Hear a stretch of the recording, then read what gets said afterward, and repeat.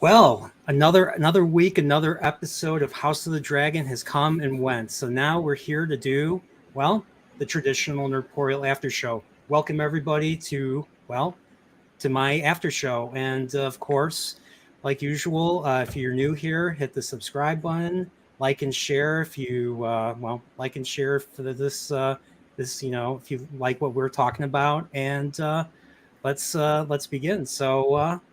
Well, here, before we even do that, I want to say, want to welcome people in the chat.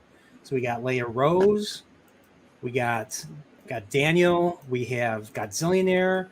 I don't know who this Pips person is. We got Shield Wall of Dragons, That guy sucks. and Pips. I think for Pips, the not first time Shield we Wall. have Dempsey. We have Dempsey here, so welcome. Purple Valkyrie. Jeff P came back from last week. Welcome again. And Daniel. So without further ado, let's get started. So right here, I might as well let Corey in. So hey, Corey. Thank you. Hey, I just want to say, hey, Dempsey, thanks for coming over, buddy. Appreciate it. Sorry, go ahead. All right. So tonight's episode was called The Rogue Prince.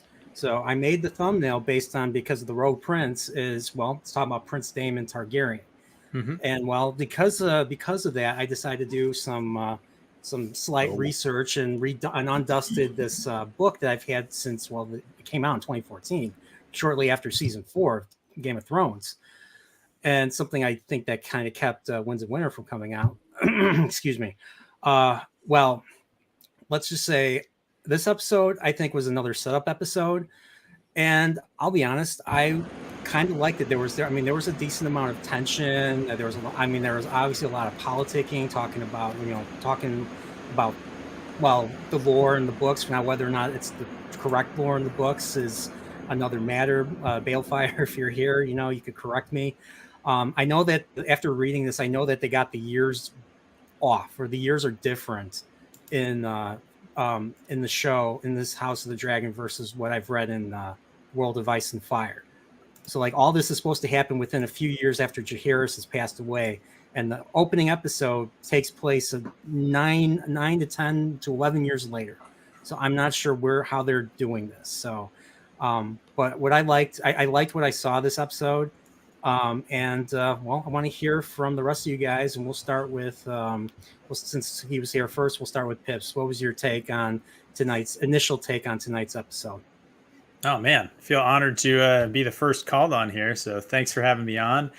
Initial take, like you said, a setup episode. I think that it grabbed me less than the first episode did, but was still definitely strong enough to keep you engaged. You can see some stuff being set up, hopefully set up for future episodes. Some things that I didn't particularly like in it, some things that I liked. I think there's going to be some good stuff for us to talk about. But overall, still a solid episode of television. Yeah. Okay, cool. What about you, Steve? I think, I don't know. I don't think Pips could have said it better. I think my comment to Salty was it was good enough to keep me engaged. It didn't fall off a cliff. It was a good episode. It was a solid episode. It was definitely like a setup episode. Daemon was once again a Chad and awesome in it. It was a little bit. It took a while to get going. It was, there was a lot. I feel like the first half hour of it was sort of drug out a little bit. Slower. So I think Pips put it very well. Didn't quite grab me as much as episode 1, but if you're paying attention, I think they're building to something. Yeah. We weren't sure if it was going to be this episode or not. Obviously, it wasn't this. Some payoff, but not all of it. Obviously. Yeah. So. Okay, I agree. And what about you, Salty? Did this episode subvert your expectations? I went through the criteria on our live watch, because that's what I want to start doing now when I judge a show. And for me, the last episode was an 8, maybe an 8.5. This was more of a 7 to 7.5 for some particular reasons. Now, the pacing was absolutely undeniably slower in the beginning of this, but we were waiting for that inciting moment and it definitely kicked off with Daemon and what happened on that narrow bridge or causeway, and then having what happened. And so I found this episode to be satisfying. It was just jarring to go from the grab you by the throat, we're in for a thrill ride of episode 1, going into, okay, now we need to kind of build the world and build the tension here for what we're setting up. I found the ending very satisfactory, though. Very, very satisfactory. Oh, I agree. And I mean, like, I actually had a better time. I honestly, I know you guys will probably disagree, but I actually had a better time taking notes for this episode than last week's. I was like rewinding.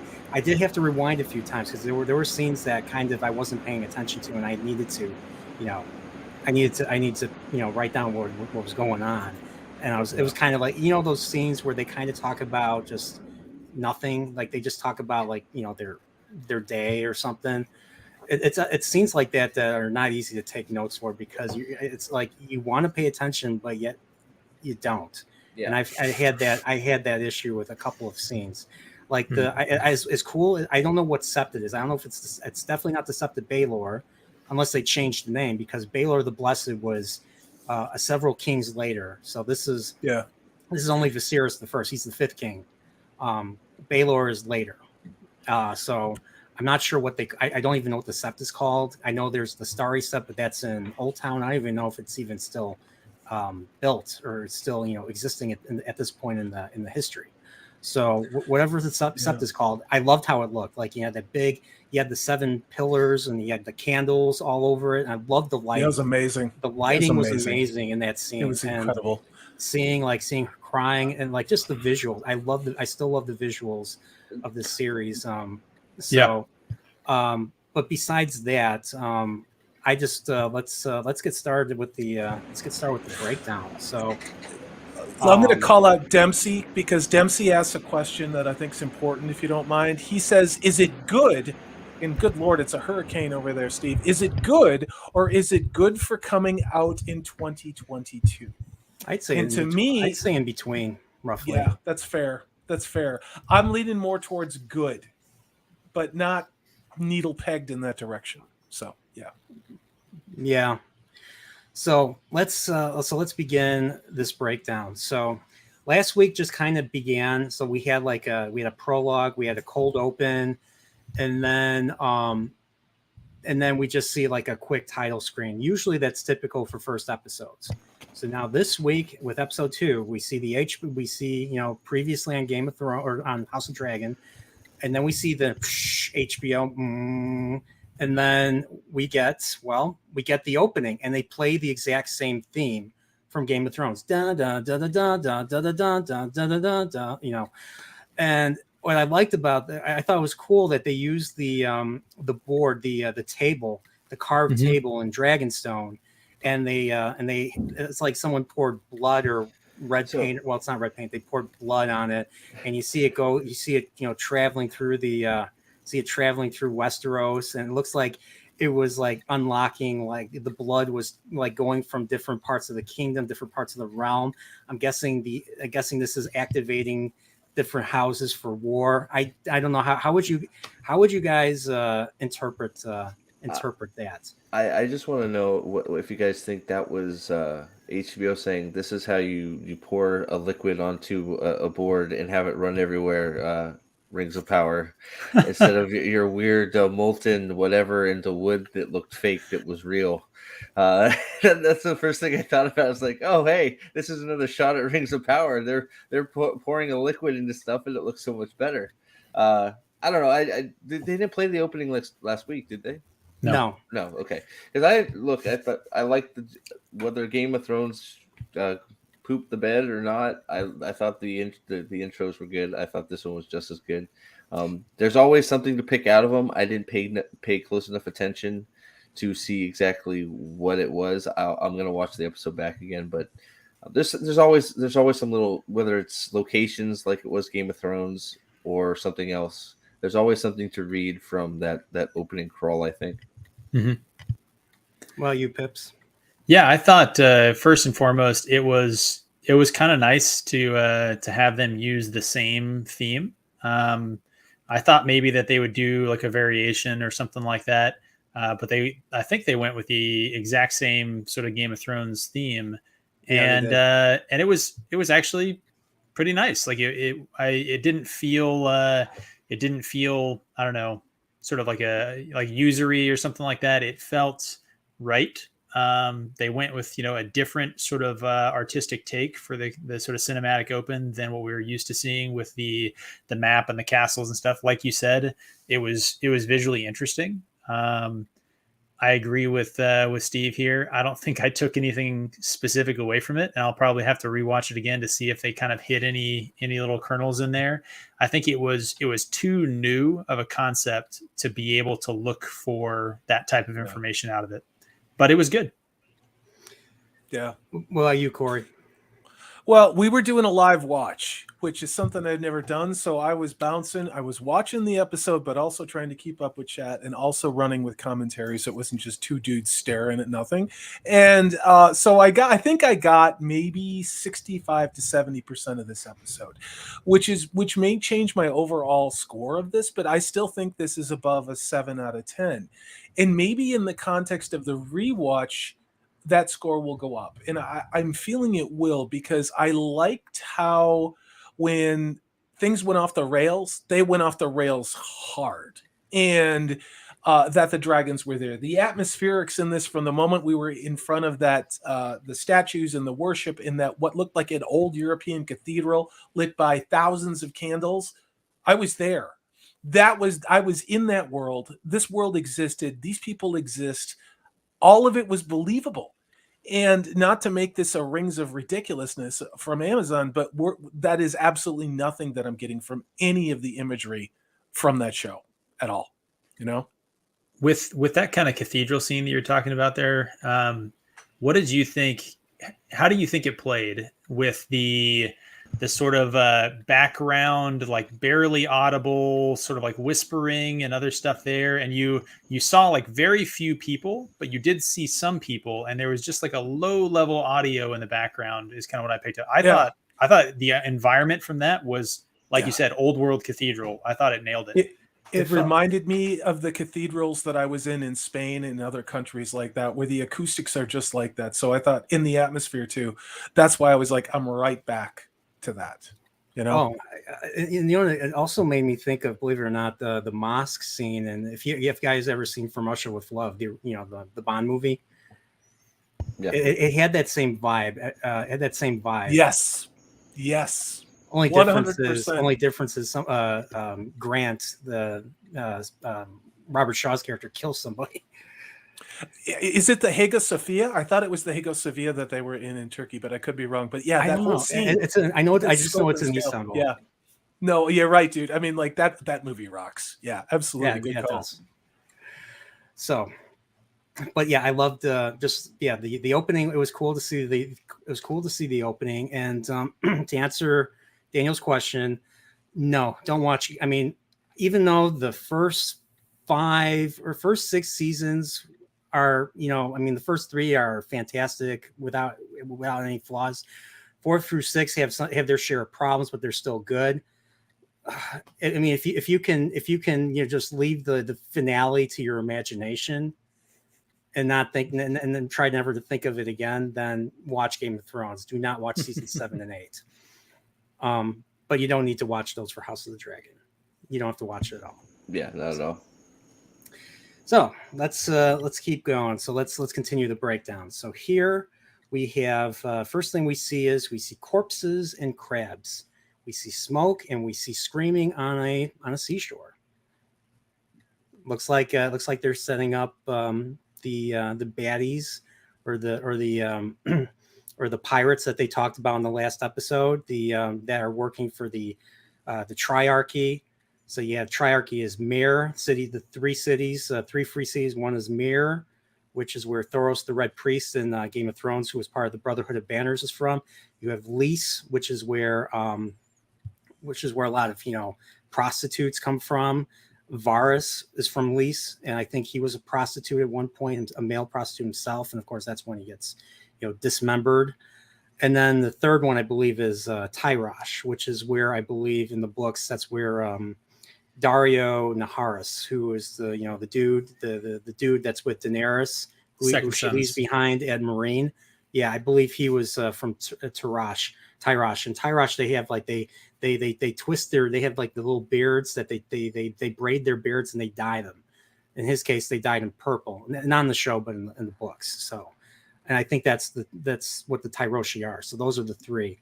And so I forget what the name of the Crab King is, but the one that's the Admiral Prince of the Triarchy is the one that's seizing the Stepstones. And the Stepstones are like a cluster of islands in the Narrow Sea, east of Dorne. So Dorne is like the foot of Westeros. Dorne is the furthest south, the furthest southern kingdom. And then in between Westeros and Essos is the East Continent with the Marine, Slaver's Bay, the Free Cities, and everything else. The Stepstones are kind of in between. They're like islands. Kind of think of like Japanese islands, and it's kind of like that. Maybe, or even maybe the Florida Keys to a degree. I don't know. I don't know how to compare them, but they took those islands from the pirates, and then we find out that House Valyrian depends on those shipping lanes for their own stature, for their own wealth, for their own security. So this is something that is brought to their attention, and Lord Valyrian, Corlys demands a response. So he kind of walks in and just demands a response right there. And so that's the first thing we see that really gets a little tense. And the thing is, the council. If I rewatched episode 1, the council does not take him seriously. Like Otto Hightower just kind of acts dismissive of him. So trying to get a rise out of him, I think. I mean, there's obviously conflict there. I mean, they do a good job of like low key. They hate each other, and they don't even. It's like they barely converse, right? Yeah, so like he loses, like he says, he demands. He's like, they lost 4 ships. One of them was one of his ships. I don't know if it was his flagship, but they lost ships. And he's like, this has to be answered. We cannot just sit there and do nothing. And all that Viserys, all that the king says is, well, we'll just simply compensate you. The crown will compensate you. And he's like, that's not what I want. I like how Corlys is like, no, this is not what I want. So I thought the actor did a really good job in this episode. Like he was Corlys Valyrian to me. Like he was, he felt like he belonged in Westeros. Yep. And I thought that maybe maybe he was the best person for the role and the best actor for the role. And I think he's doing great. I loved his performance through the whole episode. It did nothing. It was just I'm terrible with the name so far, but he is that character. It's just like, okay, I'm there. Yeah, his ethnicity, his race I don't even see it. All I see is this character. And that's one of the reasons for the show. I've tried not to read the headlines because again, they're screwing up a home run. They're essentially saying that was only a double instead of hitting it out of the park by opening their mouth, flapping it about, look at me and look at my gender and my sexuality and all this other crap that no one cares about. And we talked about this before, but I wonder if everybody's marketing plan is just to basically say that same ridiculous crap, expecting their show is going to fail. And I think that HBO got blindsided by the fact we don't know what to do because you love our show. I think that's happening. That's funny. That's funny you say that because some of the articles that have sort of had quotes from that actor and other people related to the show have come out since episode 1 aired. And so you're looking at, a 10 million viewers sort of premiere and then like approaching 20 plus million views in sort of like cumulative, which like you said is a home run. And it's like they can't accept that they had a win. It's just shut up and collect the money. Like the checks are coming in the mail. Yeah. Just close your mouth, or just let, or like in the case of last week's episode with that, that really difficult scene to watch, just leave it for the viewer to make up their own mind whether or not what Viserys did was correct or not. Like the fact that they had to say all that they said. Yeah, just talk about the scene and how hard it was how hard it was to act and how you felt for the character and you embodied. Don't bring any of that other crap in there. Just take the win, like Pip said and Corey said. Go. Yeah. It's the second episode. I still don't see a character named Roe or a character named Wade. and I don't know when they're going to fight.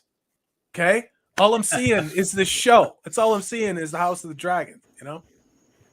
Yeah. It will be interesting to see how the numbers come in for episode 2 and whether or not that changes. Because like Corey said, I think that could be very well the case, that they were so prepped for failure, watching so many just show after show after show make the same mistakes and make the same failure, that they just have the cue cards already rigged. And so, all of these actors and producers are out there like Ron Burgundy, and they're just reading what's on the teleprompter, and nobody has changed the thing. They like forgot to like go in the night before and like, shoot, everybody loves it. Change the track, change what he's saying. After you said Ron Burgundy, the first thing I thought was he's looking at these. He's basically looking at the screen and says, "Fans, go fuck yourselves." Yeah, seriously, stop trying to tell people. Stop trying to tell us what to think about the scenes or about the show, except that people are liking it, which means that as an artist, you guys are doing something good. And one of the things about art is that different people interpret it different ways. And it's okay if people have different takes. You should not be trying to control that and what they have. If individual audiences want to start talking online about what they think happened or this, that, either, that's great. But when the producer comes out and tells you, this is what you shall interpret this episode to mean, it's like, oh, okay, well, I'm going to have to stop listening to you, because you're now trying to twist and change the art. Yeah, they're taking away the watercolor conversation and instead telling you to replace it with 2022 politics, which is insanity. Sorry, Brian. Imagine if once again, like one of the most like highly debated directors of all time is Stanley Kubrick. Imagine if Stanley Kubrick, which he never did, and good for him for doing so. He never explained his movies, even though his movies left so many freaking questions. But he never explained them, and even in interviews, he avoided interviews as much as he could because of that. And that's something it's a lost art now. Like artists, it's a really internal thing why artists make the decisions that they do, and sometimes even they themselves don't quite understand, or maybe not quite understand, but like, it's hard for them to put into words why they made those decisions. And that's why, it's always a better idea when you do stuff like that to just don't assume your audience is a bunch of idiots. Assume that they can think, that they have minds of their own, and that they can make their own interpretations. Yeah. That's all I think. So. Yeah, imagine if David Lynch was out there talking about how his movies were allegories for something else. It's like, just shut up, watch my movie. You bring what you want to it and take what you want away from it. If someone told that to David Lynch, he'd look at you and say, "Fuck you." Dude, that's what I'm saying, right? I mean, Pabst Blue Ribbon, F that shit. You know what I mean? We got I got a $10 super chat from Daniel. Thank you so much, Daniel. Daniel, you're awesome. He says, I'm as allergic to checkbox casting as anyone can be, but I'm not unreasonable. I love the live action Cinderella 2015 movie, and it has a very out of place black actor who does a fantastic job. Yeah, there are times where sometimes if it's the best person for the role, then it's worth it. Look, but in terms of a fantasy, it's still hard to explain the difference in I'll just say pigmentation. Other than that, I thought the actor once again that played Corlys was brilliant, and he sounded like he belonged in that world. Would it be better if they found a way to make a little bit more sense? The color of his skin, sure, but they're not beating us over the head with it. That's Corlys, and it's like, okay, it's like, and it's like, as long as it's not I'm not being preached to about how I should love this guy because of this, and not because, well, he's a good character and he's a good actor and he's doing a good job and I believe him as a character, then most people will give it a chance. But I liked how throughout the episode his character kept saying, like, for people like us, and like this factors into the final scene. For someone like me, I have to go out there and I have to earn my keep. That's it. And I just kind of felt like you kind of did with your performance. Yeah, he's almost, he could be the highlight of this episode. Like, I agree. I think he was the highlight. I remember seeing Shakespeare in the Round in the 80s and 90s, and you didn't really go, oh, look, there's a Pacific Islander Hamlet, or there's a Black Hamlet. You went, oh, that is an incredibly good actor who's Hamlet. Yeah. And that's the experience I'm having with the show with the Sea Snake. I mean, I just am. I mean, the only reason that I'm thinking about race or whatever is because he opened his mouth up in the IRL, you know? Mm-hmm. And it's not because I'm woke or I'm being beaten down. He's a good actor, you know? I'm woke. I'm very woke. I'm aware. I'm aware of things. Liar. Well, look at your head. I mean, come on. Yeah. That makes no sense. I'm sorry. I'm tired. So let's continue. Let's continue with the breakdown. So one other thing that we did learn is that Daemon. So Daemon was exiled last episode. He was commanded. He was commanded to leave the city and to go back to what's it called, Runestone? Yeah, in the Runestone. Vale, in the Vale of Arryn, to go back with his lady wife. Well, it's been 6 months, so we find out there's a 6 month time gap between the end of last week's episode and this week's episode, and during that time, Daemon seized Dragonstone. Yeah, it just takes several Dragonstone. gold cloaks. So I was just like, "Dang, okay, this is an interesting situation right here. What are they going to do?" So they didn't do anything. So they didn't do anything about that. They just Viserys just kind of let it happen. And like you said earlier, Pips, yeah, this episode kind of is showing Viserys to be weak. compared to last week. Extremely weak. Which I think, and you can correct me, I know you sort of just read this story, right? But I think that is sort of appropriate, right? He was not a good king. Well, he was not a strong king. He might have potentially been a good king certain areas, I guess. And that was maybe a complaint that I know from some people about episode 1, was that he was too competent and empathetic, and not giving enough space for the fact that he was losing his kingdom and all those things for good reason, right? Like, he was not a great king. And I think that they're maybe bringing it back to that storyline, which should make some people happy. Yeah, the thing that they keep bringing up in the episode is the king has to put the realm first before anything else. And it seems like he's not. Like, he really wants to, he wants to keep his relationships intact. Well, but by the end, he definitely does not. There's points where he's indecisive on what to do. Well, he's indecisive. Well, he doesn't act. He doesn't give doesn't give direction for most of the episode, and then at the end, he does something in the exact opposite of service to the realm, and leads to going to lead to some bad juju for all of them. Oh yeah, that's true. So here, so going forward, we find out that Viserys says things are being done about the whole pirate situation with the Stepstones. And he says, I don't remember the exact cities, but he says, they're sending envoys to Pentos and Volantis. Those are two of the other cities that the Triarchy are at war with. So there's 9 free cities altogether. So there's these, they're sending them 2 other cities, and just to find common cause. And then right after he says that, Rhaenyra, who is doing her cupbearing duties, so her duties is to be she's the cupbearer, which basically means she's supposed to listen in and learn from like all the council meetings and everything. Kind of like the reason why Jon Snow was made a steward in the first season of Game of Thrones. He wanted to be a ranger originally, like his uncle Benjen Stark, but he was pissed. He was pissed that he was put as a steward, because the stewards are seen as people, all they do is just menial work that doesn't require risking your life, like fighting.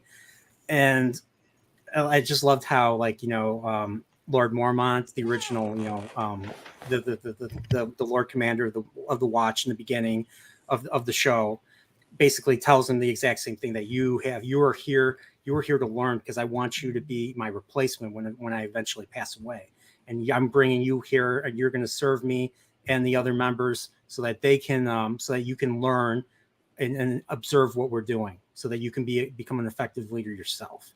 And that's kind of what I see. So there's a little bit of connection between Rhaenyra and Jon Snow. That's kind of what I was thinking and then what I saw when she was there, and then she makes her own suggestion out of the blue, and she's not even, and this is not even new Trek, and she's already making suggestions out of the blue during a council meeting. And well, she says, "Let's go ride the dragons. Let's go do some dragon riding." And they're all looking at her like, "No." And Otto, the hand dismisses her right away. She's like, "We got something that's worth the princess's time." And of course, we learn earlier that Sir Harold is now the Lord Commander. Graham McTavish's character. And I thought he was a great addition to the series. Yeah, I wish the thing is, I wish he had more scenes last episode. Yeah, agreed. But it was cool. It was cool seeing more of him this episode. And so they're trying to, because they lost the first thing that they say is they lost the Lord Commander. So the Lord Commander's dead. And they need to find another, because there's 7 Kingsguard. They need to find another Kingsguard, or they need to go sift through candidates to be the 7th Kingsguard. So. Can I just throw out a random thought? I thought this the entirety of both the books, the show, this show now as well. 7 bodyguards for a monarch. Can we all admit that that's like a comically small sort of? Every time I see a shot where there's like 2 of them guarding the door and like 1 more is escorting, I was like, man, I hope no one had to use the head. I mean, like, just if somebody has to go take a leak, this dude's going to be unguarded. Yeah. The whole Kingsguard got started by like Visenya, so the sister of Aegon the Conqueror, and she's like, your guards are not good enough, and she like is able to like stick her sword. I think she was the original wielder of Dark Sister, which is what Daemon has now. That's the Valyrian steel sword that's been being passed down from generation to generation. And she's just like, your bodyguards suck. You need to have really good, loyal soldiers who will react to a whim if somebody tries to do something to you. And then I think the reason why there's 7 is because there's 7 gods of there's the faith of the 7. So I think it was a holy reason to make it 7. I don't know. It totally makes sense in world. It's just every time I think about it from like a logistics standpoint, it just kind of makes me laugh. I don't know. Maybe I'm the only person. I don't know. I mean, there's also like you have the gold cloaks, but who knows where their loyalties will shift. Yeah. So not the King Viserys right now. No, I think it's pretty clear where their loyalties lie right now. Yeah. Pretty clear. I was surprised. I thought we would see more of, Matt Smith. I thought we'd see more of Prince Daemon in this episode because the episode's called The Rogue Prince. And I actually used a picture of him for my thumbnail, so I thought we were going to see more. But what we saw was bang on, man. I mean, come on. Yeah, we talked about that, Brian, where it was like you conspicuously notice the absence of Matt Smith in this, and then when he roars in, with our expectations being subverted, he is just the most badass, ironic, bitter. This dude is dangerous. It was a great moment. Yeah, you're just like, how is this going to go down? Now I know, I know the fates of like him and Sir Otto, so I knew right away that nothing was going to happen. Which is, I guess it's just a typical issue with prequels and stuff, especially if the story's been already told in another way. So. But if you haven't read the source material, then this was a very tense moment. But even for Game of Thrones, I think the 2 of them have some pretty good plot armor at this point in the series. Yeah, I agree. Nosferatu the vampire says, "Can you tell Steve to keep his guns away from this stream so it isn't demonetized?" That's right. Putting on the gun show. Get over here and fix my air conditioning. I had to turn the fans off because it was humming. And now it's just, come on, man. Like, you do look warm, dude. You might want to put it on low at least. I'm gonna try. I'm dying. I'll be right back. It's all right. All right, let's keep going. So the next thing that we see Rhaenyra and Sir Harold. Sir Harold takes her away, and they're reviewing candidates for each position. So so I loved how they use like little chess pieces, put them on like a little put them on like on a board as the candidates approach, and of course there are people from various different houses. I didn't even write down who they were, but the one that's important who does become selected is the guy from last episode who actually beats Prince Daemon during the tourney, and that was Sir Criston Cole from House Dondarrion. And I thought, you always thought like House Dondarrion is from the Stormlands, which is south of the of King's Landing, and east of the Reach and north of Dorne. So them and the Reach are like their mutual enemy is Dorne. So like we find out that he's been fighting the Dornish on the Dornish marches for a while, and so he's the only one that has combat experience. And Rhaenyra, being responsible for selecting the new Kingsguard, wanted someone with combat experience as opposed to just what was it that they're either people that hung out at tourneys, competing, or what was it? What were they like catching? I forgot what was the other poachers. thing. Poachers. They were catching poachers. Yeah. Did you guys like that line? A would-be poacher. Yeah. Yeah. I was like, so just a guy that was hanging around in the Kingswood, maybe. Yeah. If you don't know, Kingswood is the woods south of King's Landing. So it's all woods right there. That's where criminals hang out, and yes, criminals and everything. So a lot of blood's been blood has been shed in those in those woods. So there you go. So going forward, we find out that Viserys' diorama that he was building in his chambers is actually Valyria. And we learned quite a bit about Valyria from this, more than we even get in a World of Ice and Fire. So, or maybe, I don't know. But the volcano, it's built on a volcano, hence why they get the doom of Valyria eventually. Mm-hmm. And we learned that they've been using blood magic for hatching dragons. And last week they said, they don't control, that their control of the dragons is simply an illusion. And what they did with the dragons is what led to the destruction of Valyria in the first place. So it's kind of mirroring what happens with the what happens with the children of the forest all the way up north with the White Walkers. They do the same thing. They deal with blood magic. So anytime there's any magic involved in this universe, it always comes at a price. And if you think of Full Metal Alchemist with the alchemy, same idea. In order for something to happen, you have to provide more. You have to provide something to be sacrificed. Same idea with Berserk and how human beings become apostles or demons. They have to sacrifice some aspect of themselves, something that's as important as like a limb or something that you would generally never part with. So same idea, but I think they sacrifice humans and whatever. It's ridiculous. So lots of dark shit going on, especially in this type of world. So magic is not, or like Gandalf with the staff, or what's her name, Aes Sedai, drawing from the what's the name of the magic source? The source, Sidin, or whatever. Well, there's Sidin and Sidar, yeah, and there's a male form and a female form. You wouldn't know that if you watched Wheel of Time on Amazon, but yes. You would not. Oh, really? Really? Wow. No. So, any thoughts on Valyria? Any thoughts on Valyria? I thought it was cool. I thought that it was, some cool background information. The stuff about the blood magic being used to hatch the dragons and stuff was an interesting sort of like kind of tidbit to contextualize, the Game of Thrones season 1, sort of what we see going on there with those dragons hatching. Obviously, not to put too many spoilers into anyone in the chat who maybe hasn't seen Game of Thrones or read it. So yeah, I mean, I was pretty happy with the lore that was being built out and the world kind of expanding without wasting too much time on it. It was fairly tight and pretty dense. So yeah, I have the World of Ice and Fire right here, and I think there's a great picture of Valyria I want to show really quickly. Where is it? Ooh. So like how they talked about like there was great buildings, and dragons everywhere. Here's an image of Valyria. If you guys can see it. Yeah, man, that is gorgeous. That is gorgeous.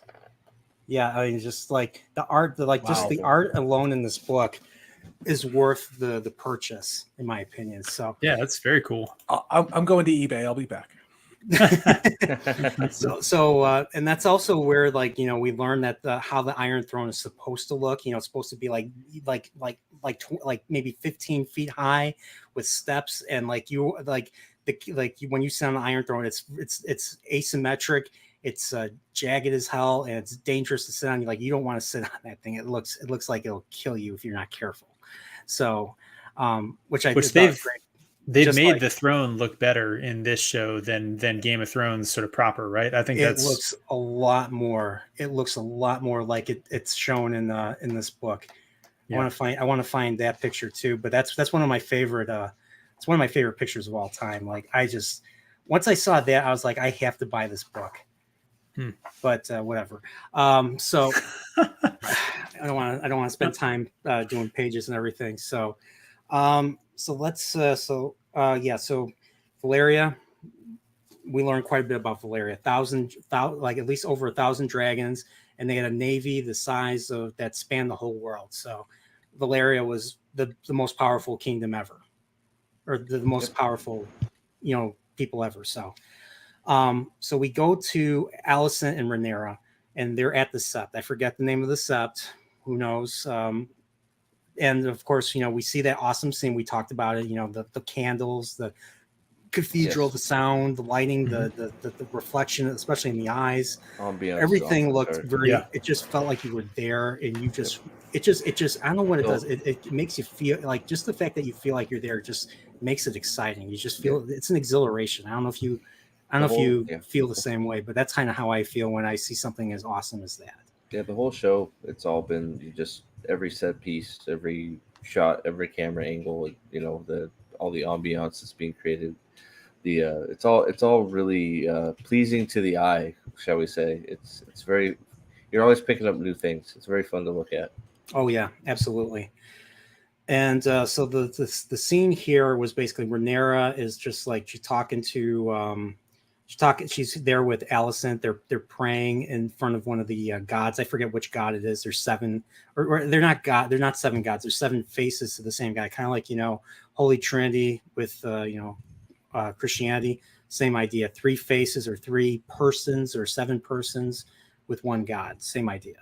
Even though they don't really say it, they don't say it like that in Game of Thrones or Song of Ice and Fire, because when they say one god, they mean the god of fire, R'hllor, and everything. But I don't want to get into that because we don't talk about R'hllor, and they don't talk about R'hllor in the show. So we find out that we find out how she's feeling. She feels that she just feel like her father's using her to spurn her uncle, and like I said, Alicent basically tells Rhaenyra to go speak to her father. And the big thing to take away is that we learn where she feels that she doesn't want to be, seen by her father as more than she wants to be seen by her father as more than just being her, little girl. She wants to feel, like she's part of the realm. She's important to the realm, or that she could be important to the realm. It's hard to explain, but yeah. But it was, once again, we talked about this great scene. So here's another scene. We're in the Godswood now. So we're the same area where, Sansa has been talking to to Tyrion and to whoever to get away from Joffrey and everything. Well, here the king is meeting with the Valyrians. So both Queen Rhaenys, or Princess Rhaenys, and of course Corlys himself. And Corlys apologizes, for his, for speaking kind of out of turn at the council meeting, but he makes a proposal. He proposes that the king needs to remarry, and that this becomes the big thing throughout the episode. The king remarrying. Well, they offer their daughter Princess Laena, or I don't know if she's a princess, but they offer their daughter Laena. And she's a child, and she's only 12. And they're like, oh, you don't have to worry about her for another couple years. And the fact it's a very Hollywood move. The fact that it was the fact that Laena was 12 just kind of made Viserys is like, no. He didn't say it at this point, but he's just like, the way he looked, he's like, he's going to say. Well, if you get familiar with history, he's going to say no. You get the vision. Well, you get the visual of them next to each other too, and it's just like, oh man, it's so cringe. It's so cringe.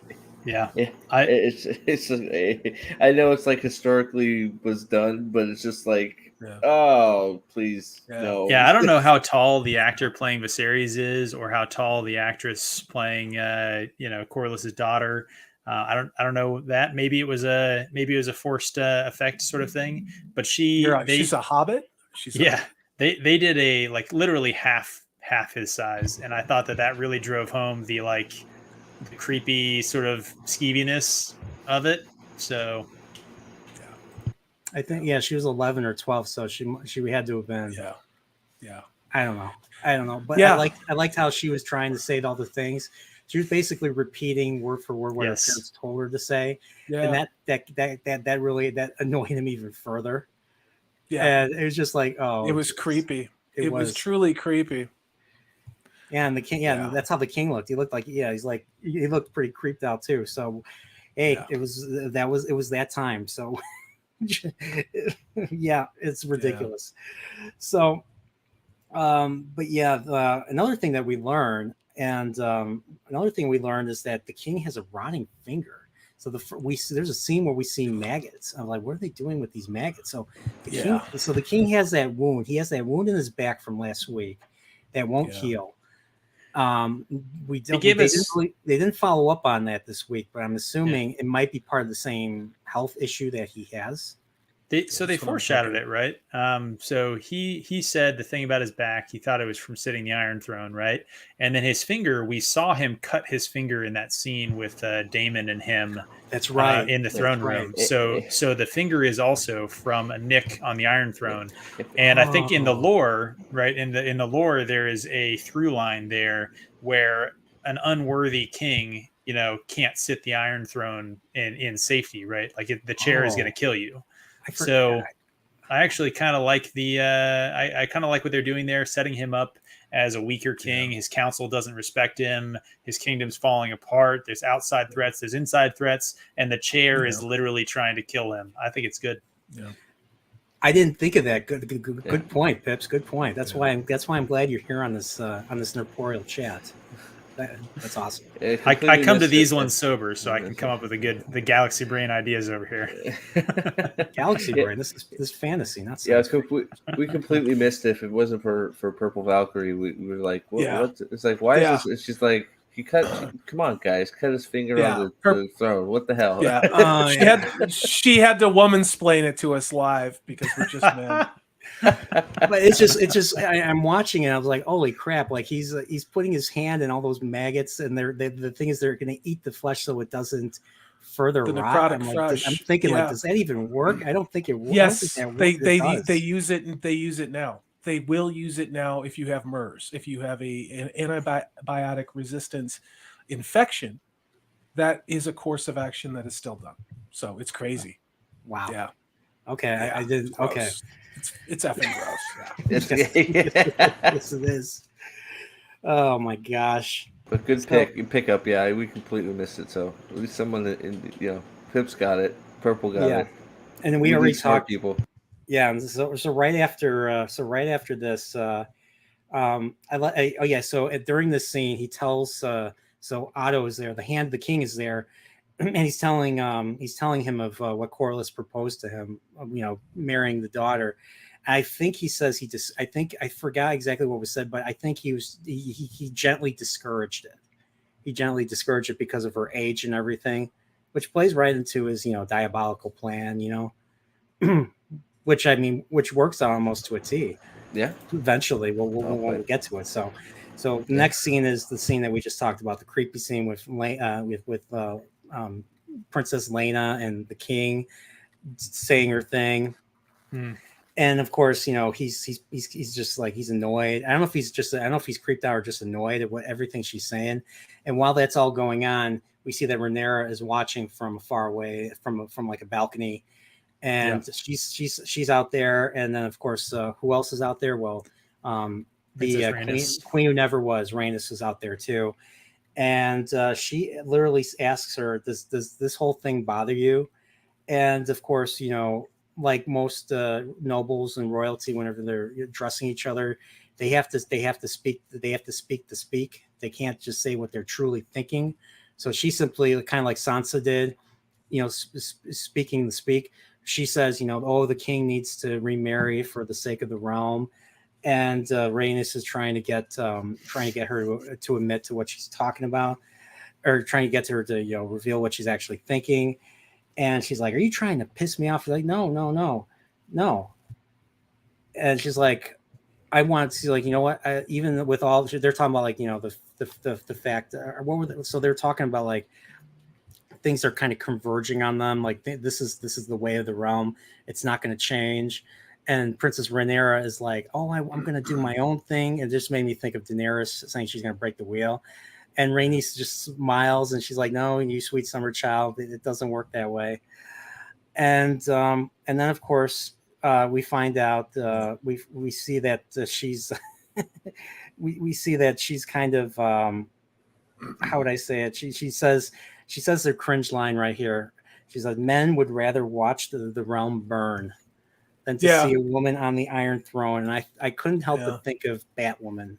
Kind of, it wasn't exactly like that, but I couldn't help but thinking of from that trailer season 1 of Batwoman about the bat suit. Is there anyone who's a deep lore expert as to the accuracy of this versus the books? This didn't seem overt to me. It seemed a little cringe, but then again, I'm trying to be conscious of the fact that we have been beaten to death with this message in everything, and it's only going to be worse in the Rings of Power. But I thought that this was book accurate. I really did. If I was wrong, someone please tell me. Because when you say you think it's book accurate, you mean the line the itself, message, or the message or the intent of the conversation? So, I don't know. I mean, what do you guys think who have kind of actually read this? From what I understand, the history kind of perspective that we get doesn't include many like lines of dialogue and stuff. But I think you're 100% right there, Corey, in terms of like, it fits within the world. And the bitterness of the queen that was. I thought that was one of the most powerful scenes in this in the episode up to this point. When those two, when the older woman and the younger woman are facing off, this is something we don't see very often, is when you have two women who are at odds with one another, and I mean, the younger one is always the bestest, right? In this case, the older woman basically says, "You are full of shit and you wait, the world's going to crush you." And it's like, I thought it was really powerful. I did, Yeah, I agree. I think it's a good way to look at that scene. I don't know if like the whole like Princess or Rhaenys was the actual contender for the throne. I'm thinking her son was the other contender in the source material, and they changed that. So so she was pregnant with who would be her son. She sort of made statements about it being her son at the Council of 100, right? So so she didn't actually have a son yet, but she did make a line about how her son would be denied the crown. So it was sort of her, maybe the implication was that it was going to still bypass her and go to her son if she had a son. That might have been the implication. Okay, that's interesting. But yeah, other than that line, which I've heard, so on so many things, it was actually, I agree. Like, seeing an older character, kind of, speaking from, life experience was refreshing. So I totally agree with that. And one thing I forgot to mention, there was another bit of lore. They were talking about Valyrian. So, that with the king and Princess Lena, they were talking about the dragons, and they were talking about like how Valyrian was like the last dragon to see to see Valyria before the doom. Well, the one dragon who's still alive from that era is Vhagar, who was Queen Princess Visenia's dragon. So Visenya was the older sister of Aegon the Conqueror, and she rode Vhagar. And we find out Vhagar was big enough, not as big as Valyrian, but big enough, too big for the dragon pit. So they don't know where Vhagar is. Vhagar, it could be somewhere. They said Vhagar could be somewhere around the Narrow Sea, hiding out. They don't know for sure. So I thought that was another interesting little tidbit of knowledge right there. So I'm sure we're going to see Vhagar eventually because, well, was gonna Well, I'm say, do we think assuming- this is Chekhov's dragon? they brought him yeah. up in the first act, and so Well, I'm assuming it's that giant dragon we saw in the coming soon trailer. There, like the months ahead, or episodes ahead. That giant dragon that we're like, what the hell is that thing? And the one Yeah. with that's what my assumption. The the white one with dragon, four like the white dragon. wings. No. The big Okay. giant white one that jumps off the cliff right at Okay. the end. It's like Yeah. humongous. Yeah. We'll see. I'll have to look up Vagar, because I know Valyrian was black, so I don't know what color scales Vagar is. So we'll find out in time. So what's next? So another scene is the king and Alicent are in his chambers, and of course they're discussing the council stuff in private. And we see that she mended the broken dragon piece that he dropped when we saw the diorama for the first time. So Yeah. So they've been having she's been going to his chambers, having conversations with him. I don't know if they did anything creepy or sexual in nature. Maybe they did. I don't know. But they've been. Yeah, I didn't get that sense. See, and Yeah. I think we should talk about this a second, because I got the sense that it was 6 months and he had finally was getting close to her. So maybe his feelings from his perspective, and yes, it's creepy because the dude's probably 50 plus, right? And she's like, I'm trying to figure out how old she is. Is she 15, I think. 16? She's 15. Okay, 'cause same I age was- as Rhaenyra okay. in this show. So if that, like he's got a daughter already, but then she is doing everything she can to ingratiate herself, but in a very cunning way. But I didn't get the sense that they had boinked. I think Agreed. that for whatever reason, the king, he's soft, but he's also, he's got some emotional wherewithal. He's soft. I'm not saying he's flaccid. That's a YouTuber, but you know what I mean? Like, I'm just saying he wasn't going to pick up jailbait, and now it's gotten to this place where he's formed an emotional relationship with her, and maybe that's why he wants to marry her as the queen, because he wants her as a companion. And naturally, we saw some of the scenes last week with a very pregnant version of her. Sorry, spoilers, but they were in the season ahead look. So, yeah. And we It's see creepy. that baby in the season ahead for next week. So Yep. another time jump is coming, I guess. Oh yeah. Yeah. This is Yeah. it's still, we're still seeing the same actress though for Rhaenyra. Yeah. So, it was. I thought that was very interesting. The other big thing that they established last week, during the tournament, Alicent was like picking at her fingers, picking at her like fingernails, And and they were bleeding. And in this episode, months later, she's still doing it. So the scene where she's helping her father dress or armor up, like he sees these, and he's like, why do you hurt yourself? And then she doesn't answer. So obviously she's not happy in her position. She's just, once again, being, nobility and being part of King's being part of, the court of King's Landing. Yeah. Speak to speak. So same thing. I'm curious what she truly wants, because I don't think she wants to be in the situation that her father put her in, being with the king and all that. I don't know if this is all machinations from her father. So yeah, I had mixed feelings. Game. I had mixed feelings about it because I picked up on the kind of picking at her fingers as like nervousness, right? Nervous tick or something like that. But then she seemed pretty into it when she was with the king, right? She seemed like she was fairly natural with him.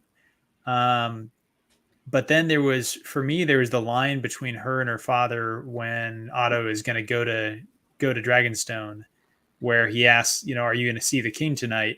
And she says essentially like, if you command me to, right? If you tell me to.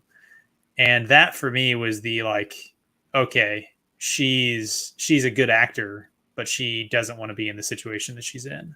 Yeah. And then that's we what saw I it thought too.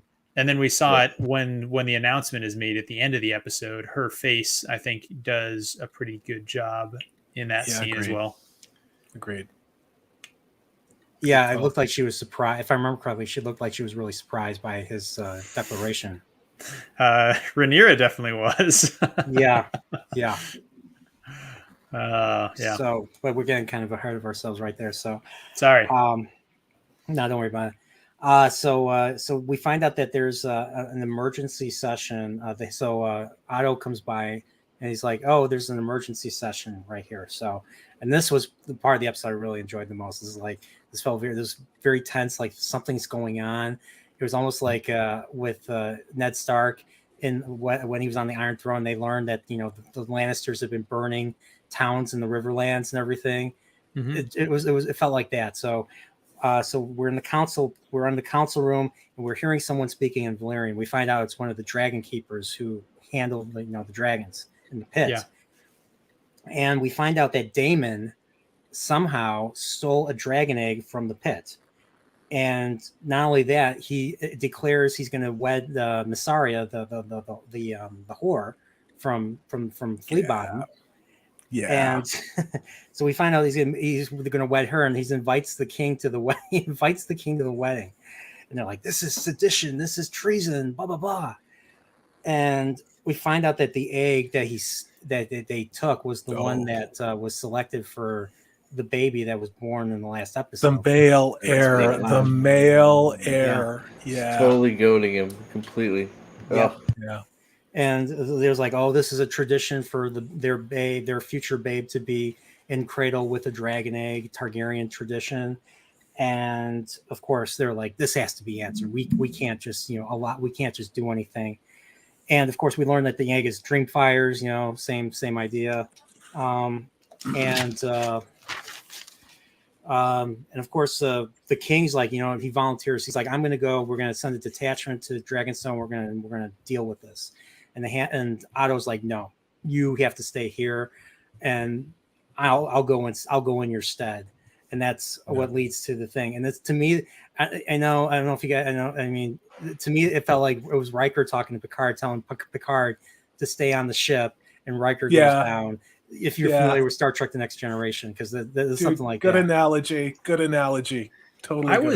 I was surprised by that exchange. What did you guys think? I think that's a good analogy that you're making there, which almost reinforces the fact that I was surprised, because we know that Otto doesn't really respect Viserys, that he's scheming about him, right? And we kind of know that him and Daemon have a little bit of a thing, right? I feel, and then the scene where he was getting the armor strapped on by his daughter, right? It made it seem like he thought there's at least a better than outside chance that he was going to go and have to fight Daemon and potentially get killed. Yeah. And so him saying, I can't let you do it, I have to go do it, I was taken aback by that, Yeah, I think he's loyal to Viserys, but he's not loyal to his Rhaenyra and whoever else the king wants to be as the successor. So like they said, like Daemon said in the last episode, Otto is a second son. So he's the younger brother of the current lord of Hightower in Old Town. And so he wants to kind of, people like him are second sons are usually looked down upon like bastards are in Game of Thrones, because they're opportunists. When you deny someone something, they have this craving for, wanting to get ahead. So their ambition is greater, and hence why they're, usually not to be trusted. And that's kind of why Daemon speaks that way of Otto last week. So Otto, which is funny because Daemon is a second son. Yeah, I know. That's the fun. And Daemon's like, I think Daemon is completely supportive of his. I think he's supportive of his brother, and he felt betrayed last week, and that's why he's doing what he's doing now. So one of the last lines of the show points to that. Yeah. Speaking of Daemon, there's been some great comments in chat. Daniel, first of all, thing he said, it's no longer visible here, but that this sounds like 2 good episodes of escapism. Daniel, I am not kind to shows like this, and I'm going to say that it is very much so. I say that objectively. The live watch that I did with Steve, I have a set of criteria I'm going to be judging the show by, the same one I will be judging the Rings of Power by. And these are quantitative analysis statements that lead me to the number that I get to. And then you have Charles Long, who says that Matt Smith will always be Doctor Who. I get that. I loved him as the Doctor. I think he left way too soon. He could have had a legacy and lasted just as long as Tom Baker, and we would have never got tired of him. But when I see Matt Smith as Daemon, I don't see Doctor Who anymore. I really don't. And I said that last week. And especially this week, somehow he even became more of this other character for me. I don't know how you guys feel, but I am 100% convinced that he is the character he's playing. So again, just my opinion, but that's how I see it, you know? Yeah, No, I think I know, Corey, you said you have to drop. So any final thoughts on the episode? Yes, I had a big mouthful of wine. First of all, Brian, thank you for having me on. I have early work meetings tomorrow. This is a blast. I can't wait to do this again next week, and I will be there the full time. I just want to acknowledge how grateful I am to you, Brian, for inviting me. You have a great show. You cover great things. I have a lot of respect for your work and your integrity. I want to say that. And I would have never started watching this show if it wasn't for your invitation to come and review it. So thank you. I'm really grateful to Steve. Now that we're doing our live reactions, I am blown away by the number of views and the interactions we're getting. We'll do this again next week. All are welcome to jump on that. It is pretty chill, but thank you all. Pips, I loved your takes tonight. It's great working with you. You will probably find me on a day stream with Purple Valkyrie some point. I have my Tuesday show at 7 o'clock. And then there's going to be assorted videos. And of course, the Fire of the Fandom videos dropping every day at 11:15 a.m. Central. We had a fantastic one with the noob reviews. Megan is a sweetheart. I met her in Dallas. She's brilliant. And she came up with a Tolkien book that I only have read the title of, and I have never actually read. So please check out that Fire of the Fandom video from today. How many more Fire of the Fandoms are there? Probably about a dozen more, but people keep wanting to do it. And those of you who watched it, like I did one with Pips, I did one with his associate Alex. Everyone brings their experience to Tolkien, and it's remarkable. I'm going to take a break from doing these types, but I am going to do a series like this, and I'm going to announce it on your show with Star Trek. And I'm going to take a month off before I do that. But I want people to answer questions about Star Trek and why it's important to them and why they have issues with current Trek. But that's not what this show is about. I had a lot of fun tonight. I wonder who your first interview is going to be with. Curious.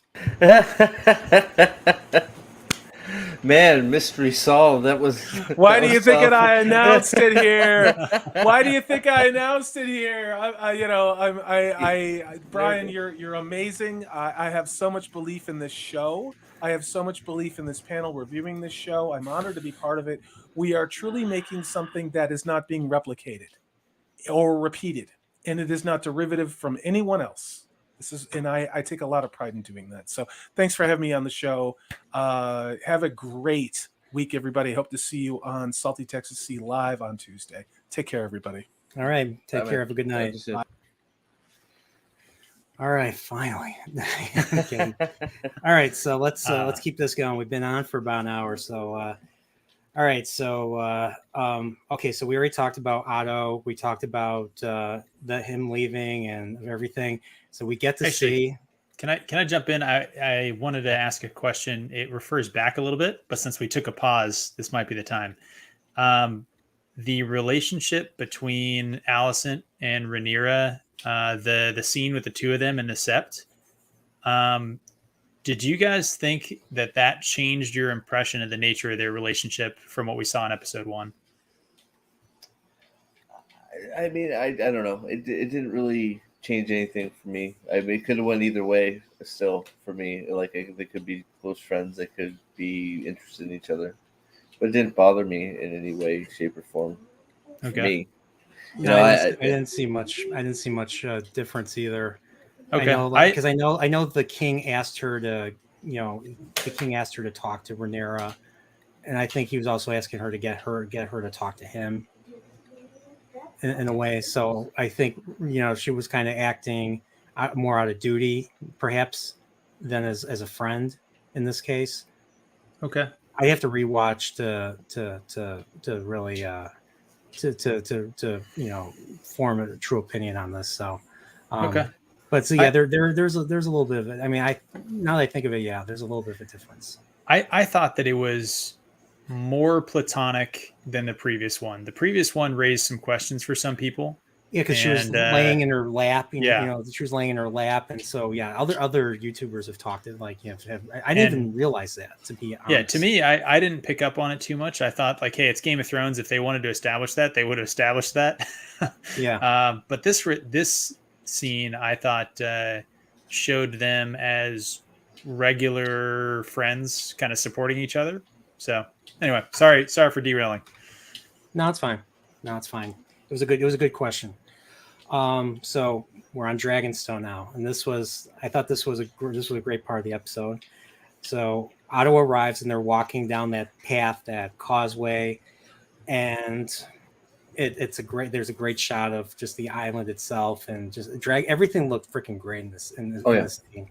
Absolutely. Like it was like you felt like you were there. Once again, you felt like you were there. So it's like they took like the CGI to like the next level. The way they filmed that shot with it kind of look sort of moving up on like a sort of a flight path up there, almost as a dragon flies sort of over the gate. We'll and get up to to the it. dragon part. We'll get to the dragon part. That was so awesome. So Otto and Daemon meet. They meet in the middle. And of course, Otto is saying you've committed sedition against the crown. He tells him to like basically surrender. He tells him to surrender. Laws have been broken. I didn't write down everything he said, but typical stuff. It's a back and forth between them. Yeah. And then we see, I think his dragon is Caraxes. So we see Caraxes up in the distance. And so I think we see the dragon after they all draw their swords together. Mm-hmm. Mm-hmm. And then we see Caraxes. And then of course, we kind of heard him first, which I thought was actually pretty well done. Yeah. They're all sitting there, swords drawn, and you kind of hear it, and they're like looking around a little bit, like that you could feel the tension and the like, oh shit. Yeah.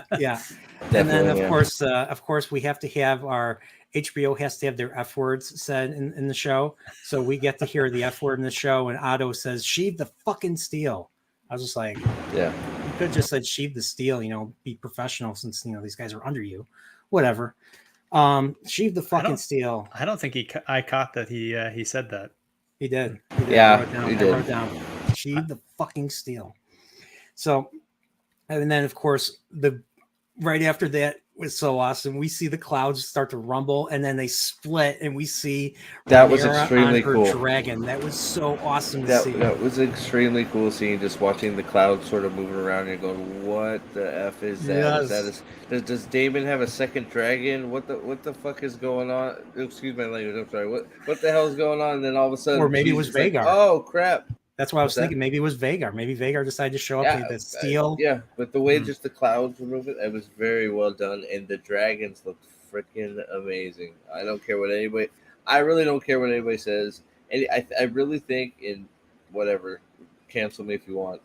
I think if you say the CGI for those dragons isn't spot on and awesome, then you're just hating to hate, because you can hate the whole show and the dragon's still pretty freaking amazing. I will say that in episode 1, there were a few shots of the dragons that I didn't like the CGI on. This episode, I don't.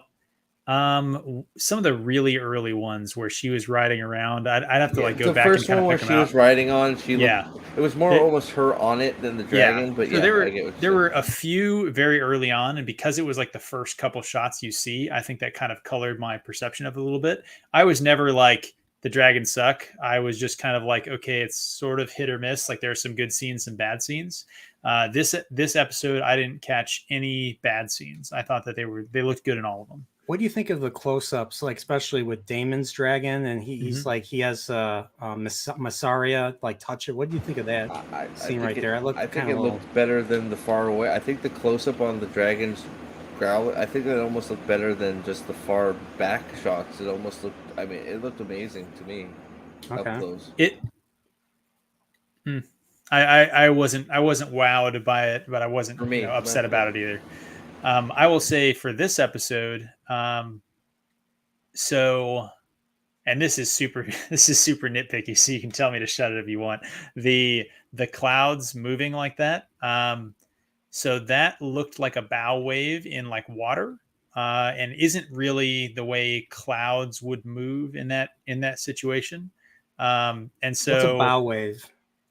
Just like where the prow of a ship kind of actually hits the water, it creates what's called a bow wave, where the water is actually pushed out in front of the ship, and so there's a bulge of water that stays, essentially it looks stationary and it sits in front of the ship, and it's a bow wave, and it just kind of So the same idea with the dragon and the cloud. Yeah, same idea.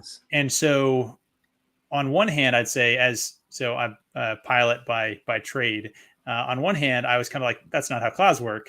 On the other hand, though, the use of kind of the bow wave really transmitted the idea of something like massive moving. So like the visual effect, I thought actually worked really well, even having it, to me, be very obvious that it was not really the right effect. I don't know. It's, like I said, very nitpicky, but I thought that it still was good. HBO, you need a consultant right here. Get the clouds done right. VFX consultant. There you go. Nosferatu doesn't like me saying bulge, apparently. I'll say bulbous. I can't imagine why. Bulbous. I can't imagine why. So going back to breakdown. So Rhaenyra arrives with her dragon Syrax or however they pronounce it. We see her dismount, and then of course she walks to Daemon, and they're speaking Valyrian. And she literally, I didn't write down everything they said, but she literally just says, "I'm the source of your discontent. So here I am. Just kill me." And he looks at her, and I think, does he give her the egg right away? He turns around and throws it back at her as he's leaving. Oh, okay. All right. Okay. That I missed, because I was writing. Because the thing is, I'm writing stuff down. I miss. Yeah. It was actually it was pretty well done, because he kind of contemplates it and he turns his back, and as he's walking away, in like a very quick, like almost like over his shoulder, just like tosses it back at her, to the point where it would not have been unreasonable if she had dropped it. It was not a telegraphed toss. Like, she had some good hands. That's all I'll say. Okay.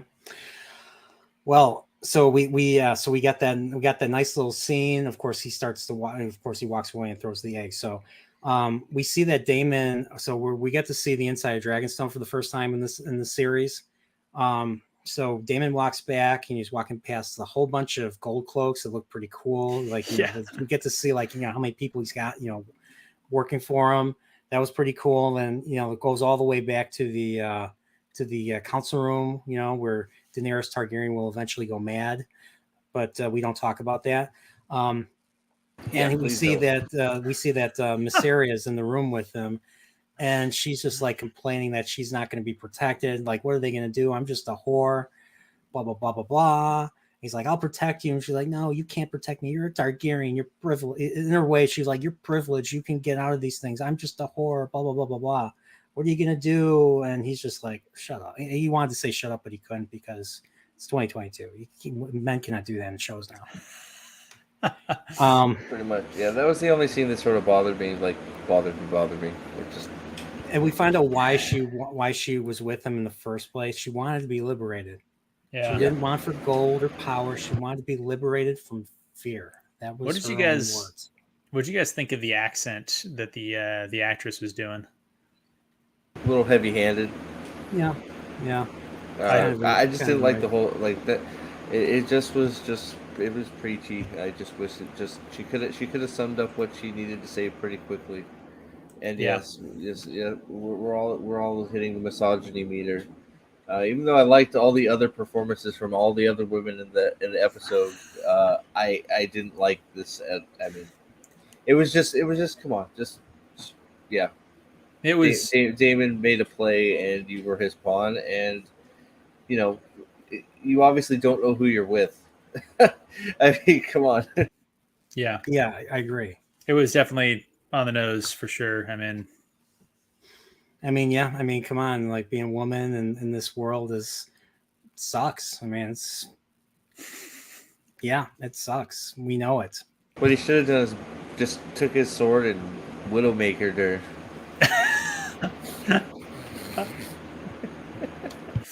Okay. That's you know what? That's one way. That is one That's way. one way to do There's it. probably Shut up. there's It's like, I'm done with you. there's a few other Koas that might be on the table. You don't have to go straight to that one, but Kick her in the shins. I mean, first, right there. she's the reason why they go to war. She's a big reason why they go to war in the first place. So Not yet. not Thanks, yet, but eventually. buddy. So Widowmaker, save the kingdom. whatever it's wait, what's his sword called? What's David's sword called? It's not Widowmaker. Dark Sister. Dark Sister. Yeah, there you go. Dark Sister her. Just right in the head. all right. Let's keep this. We're almost done. We got less than a page left. So Okay. So we're back in the council room. We have the king and Lord Strong, who is the master of laws.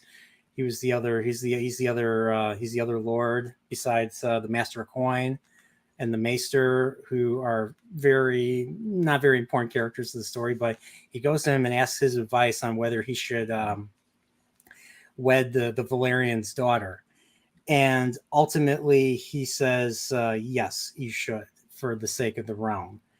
And we find out that Valyrian is probably the richest house in the realm, and it's also the realm that they need the ships for. They depend on Valyrian's ships for You said trade half the and Navy, right? Yeah, it's basically the Navy. Yeah. So kind of like how Cersei depended on Euron in Game of Thrones for the Iron Fleet. Urine, yeah. Euron. Euron. He was more urine than Euron. Yeah. Yeah, because true Euron had an eye patch. He was like a mage, a wizard, and he murdered people. And he was like he that. He was a pedophile. He used to. He was like that off yellow urine. Used to tell he used to tell his younger brother, the damp hair. He was like, if you used to pray to me that I would pass by your room at night. That's so effed up. And that's not even a chapter. That's a chapter that's not even in a book yet. It's supposed to be part of Winds of Winter. So it's just so messed up. What's Winds of Winter? Oh, sorry. It's a book that'll never come out. But that's not important right now. That's what I was saying. So that scene with the counselor, right? So Master of Law has given him his feedback there. I'll say while it was happening, I was like, man, this guy's seeming like he's giving a non-politic answer. He seems like he's actually giving the kind of unvarnished, truth, giving some good advice. And then obviously we see what happens with that. I thought it was good that you're watching like a sort of good scene, the king and his counselor, and you're like, oh, okay, maybe this is like a functional sort of small council situation, and then the episode continues, right? That's right. So of course the king learns that Rhaenyra came back from Dragonstone, so he has her sent to the chambers, and he basically just admonishes her for just leaving, going without leave. It's like, you could have been killed. You have to ask for permission. You can't just do what you want. He had a lot to be angry with. Any parent would be. So, and of course, then it eventually settles down, and they end up having the talk that they were setting up in the earlier part of the episode. And they talk about, they talk for real. They talk about, they talk about, for the first time in a while, about him remarrying.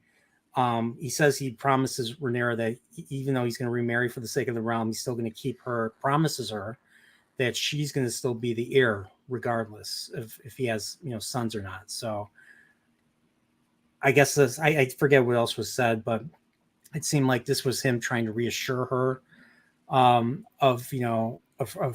reassure her. And she's like, I think she kept repeating, you have to do what's for the sake of the realm. That's the king's first duty, if I remember correctly. I think she says that to him, doesn't it? It was repeated over and over and over again that, best for the realm, best for the realm, best for the realm. So yeah. So it's like Maester Aemon said in Game of Thrones, love is the death of duty. So yes. I'm not talking about wait, duty so that you laugh I at. don't know, are we supposed to be angry at the king that he doesn't want a 12-year-old?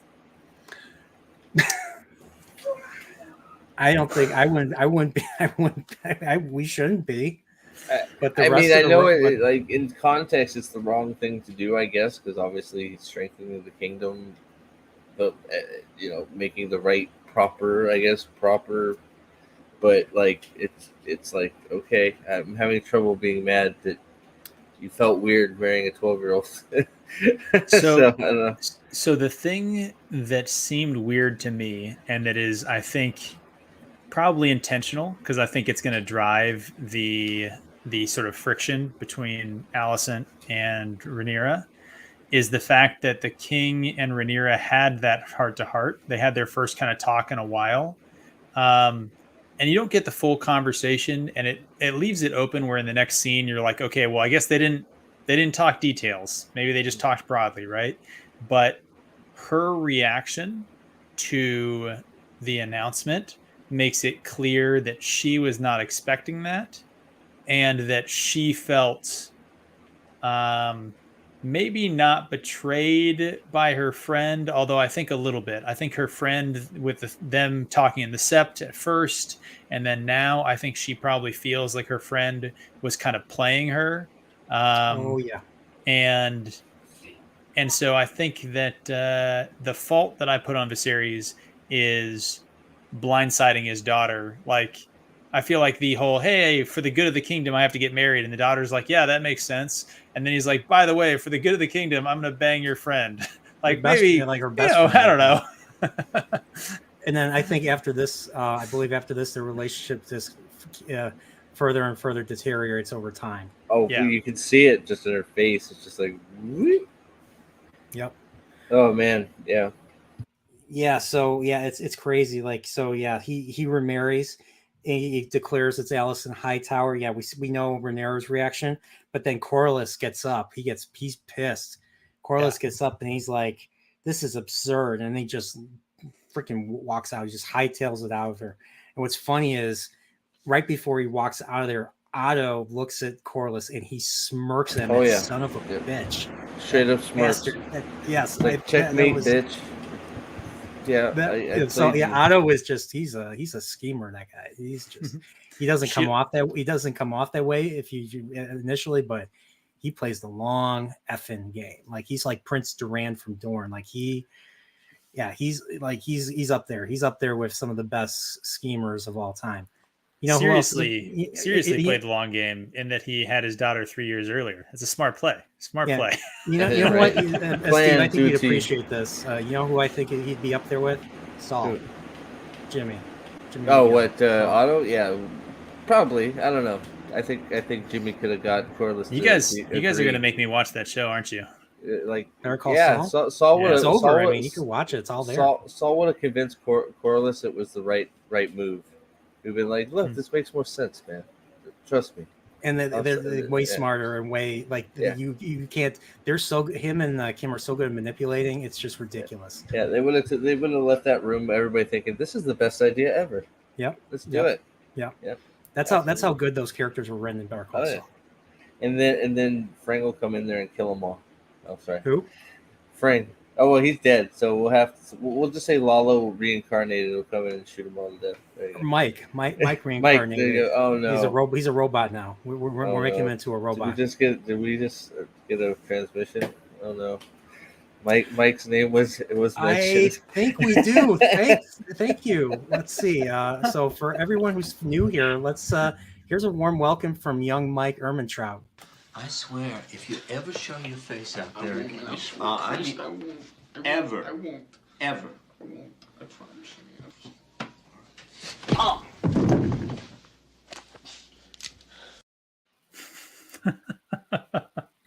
Beverly Hills Cop retrospective in the near future. Hell yeah! Stay in your that is one that I will definitely check out. I was watching the Ocarina one, but I've seen more of Beverly Hills. Okay.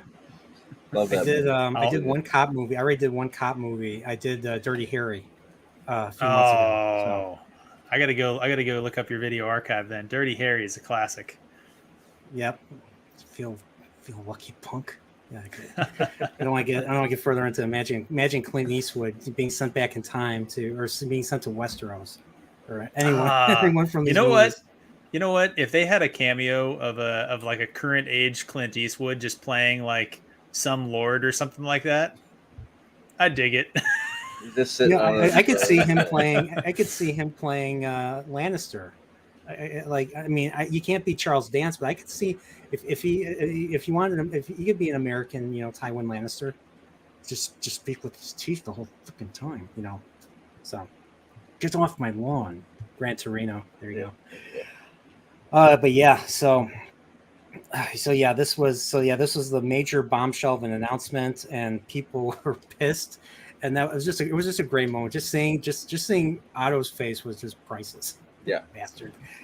So, and then of course, here's the final scene, the scene that makes me really looking forward to next week's episode. Yeah. So we see Corlys, and he's talking to someone in a room, with a fire, and it was. Oh man, the pan! I love the lighting and the lit ambience again. I knew exactly who he was talking to because of reading World of Ice and Fire. Duh. The pan across though, like the details in that room, the slow pan, I thought that was a super like technically amazing shot. Like you said, the lighting, like that was great. I honestly thought I thought he was on Dragonstone for a second. Like I thought because I knew he was with Daemon, even though you didn't see Daemon or hear him speak. I honestly thought he was in Dragonstone, but to my surprise, they're not on Dragonstone. They're actually on the other island, the House Valyrian, Driftmark. And the thing is, I didn't know what Driftmark was until I looked it up today. So I knew, thanks to reading World of Ice and Fire, I know what Driftmark is. So you have King's Landing here, and then northeast of King's Landing is Dragonstone in the Blackwater Bay, I think, and then southwest of Dragonstone, really close by, is Driftmark, and that's where House Valyrian is situated. So I'm hoping we get to see more of Driftmark. Like I hope we get to see the outside of Driftmark, the castle, or the seat that Corlys and his family live in. I just want to see it. Like it's got to look different than, obviously it's going to be different from Dragonstone, because Dragonstone's just a big freaking fortress on a volcano. So I hope we get to see Driftmark. I hope we get to see all these other places that were not in the Game of Thrones, but were mentioned in the books and the lore and everything. That's what I really want to see.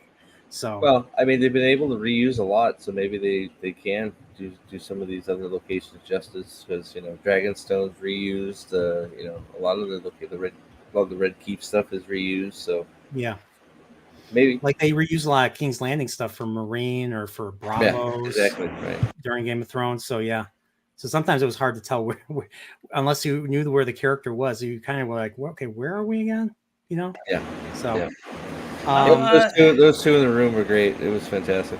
Yeah, I think a better sense of location than most other shows, especially most other like modern fantasy shows. I think that the Game of Thrones franchise has done a good job of that generally, with a few times where, like you said, like it could be one place or another. But sorry to mention Wheel of Time stuff. Wheel of Time, it could be literally anywhere. Who even knows? Yeah, that's true. Yeah, pretty much. The same set every time. The only issue I had was with season 7 was with the fast travel that occurred in the that Westeros season. Express. Yeah, the Westeros Express. That was awful. I'm just like, come on. Yeah, well, and then season 8 made it worse. And season 8 just made it worse. Yeah. I mean, actually not make it worse, but it was just almost as bad as season 8. Gendry's the fastest mofo on the planet. He can run from, and Daenerys and Drogon too. Like, at least there's a dragon there. Gendry ran from a days north of the wall in the freaking blizzard to the wall, and then got a message and didn't die. It's like, and sent a raven to Dragonstone. Yeah.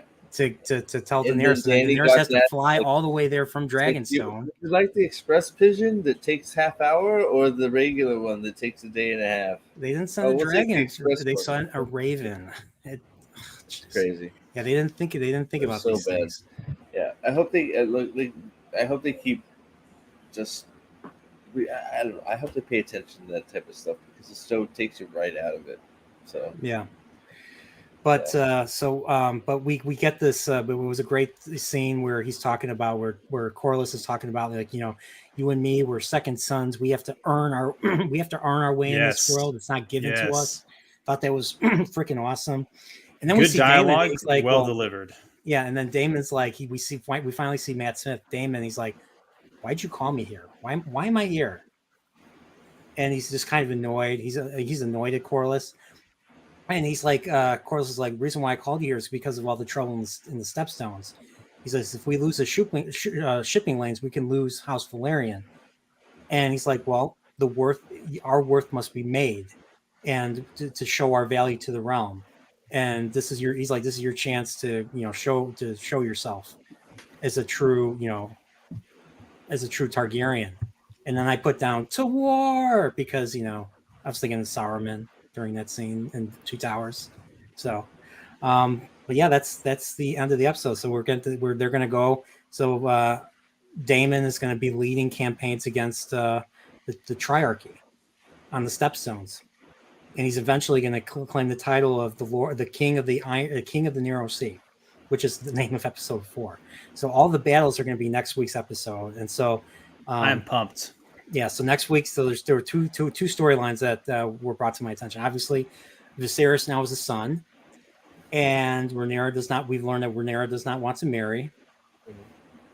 And then we see the battle in the Stepstones, and we get a glimpse of the Crab King. So there we go. The Crab King, heck yeah! Crab King, okay. Isn't he the crab? He gets promoted from the crab feeder to the Crab King? I was gonna say there's Crab Feeder, but they did say Crab King as well. So yeah, I think he up for a promotion, like you said. Okay, and right. I got a new subscriber. Thank you for subscribing, Casey Ryan. Don't forget to subscribe to White Cloaks. Where's White Cloaks? White Cloaks right here, and Steve, Prophet of the Dragon. Subscribe to Prophet of the Dragon. I think I hear another clip. Man, I didn't hear anybody say Mike. No, nobody said Mike, but I'll put this one up. I want to do it. You're done. You are done. There we go. Mike from Better Call Saul. There you go. One thing I'm going to bring up about Mike that I noticed. I don't know if I said it in the streams before, but you know how like Jonathan Banks always like smacks someone, like his opening presence in Breaking Bad, he smacks Jesse Pinkman, and we see him smack what's his name, Mikey in Beverly Hills Cop. He doesn't smack anybody in Better Call Saul, believe it or not. So I think this was Jonathan Banks saying, I don't want to do this. I'm known for doing this. It's like, I'm not doing this. So it's one, I think it was one of those things. So once again, thank you, Casey Ryan, for subscribing. And oh my gosh, another super sticker from Salty for $1.49.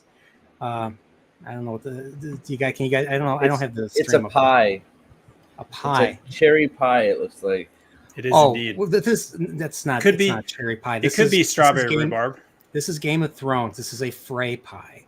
So they made a big giant pie. House Manderley made giant pies, and they killed 3 of the guys from House Frey, and they cooked them into these pies. So they're Frey pies. So that's a Frey pie that Salty gave me, and that's in the spirit of Song of Ice and Fire, because it's a fucked up world.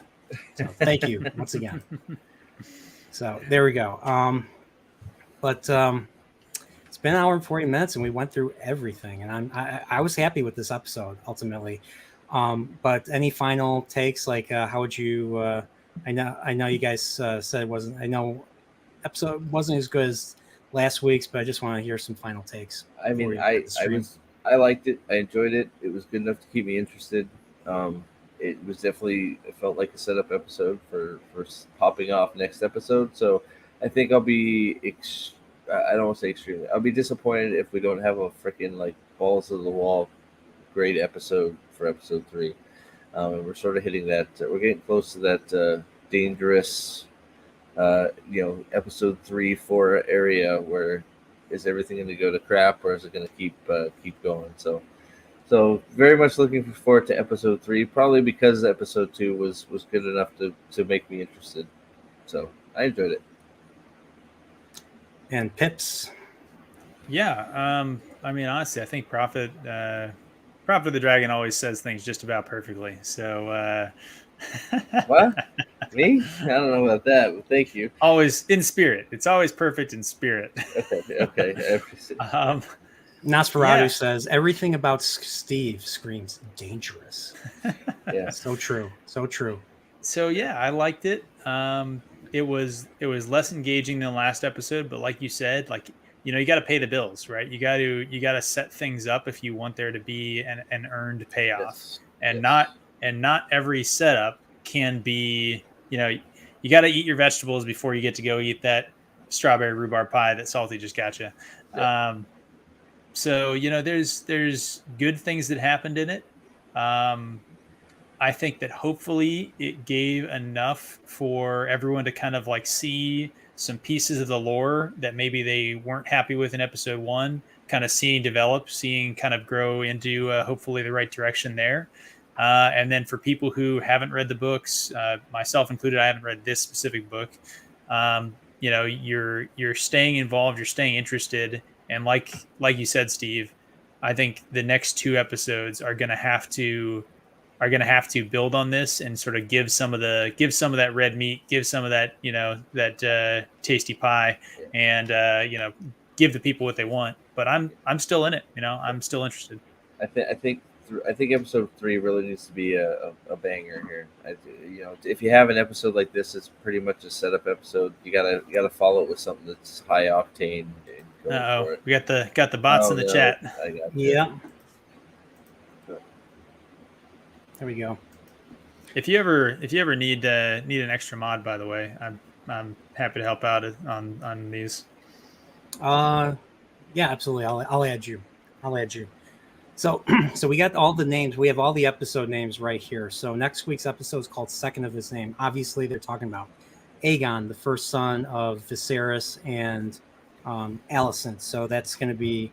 So there's going to be that, and there's going to be, the dealing with that, and then there's going to be Daemon dealing with the war with the Triarchy.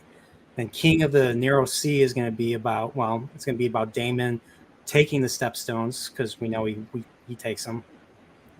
Then we like the way. I have no idea what that is. Maybe it's another dragon fight or something. Who knows?